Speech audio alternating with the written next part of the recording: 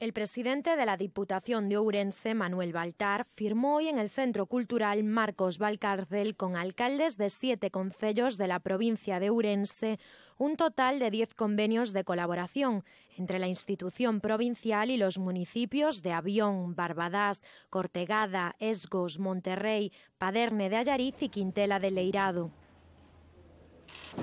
É unha actuación normal dentro da Deputación, coa palabra cooperación, con independencia de todas aquelas líneas que temos abertas con tratamento igual para todos os concellos, chámese plan de obras e servizos, chámese plan de empregabilidades, chámese plan de axudas á mocidade, plan de desbroces, plans de medio ambiente, con independencia de todos esos, ademais, en función do remanente de tesorería, que é o máis alto da historia da Deputación, pois atendemos as demandas racionais que nos elevan os concellos da provincia.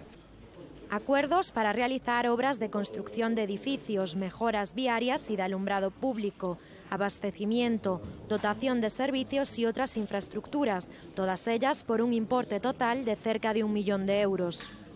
Este campo de fútbol utilízase a diario, ten uso cotidiá e, polo tanto, é unha inversión que era básica para o noso concello. Básica para mellorar as escolas deportivas e o funcionamento das escolas deportivas. Creo que son dous temas fundamentales, tanto o tema do abastecimiento como o tema da iluminación para nós, para os pequenos concellos, é fundamental, non? Sin o apoio da Diputación, lóxicamente, pois isto non o poderíamos acometer, non? De aí a importancia destas cousas e destos actos, non?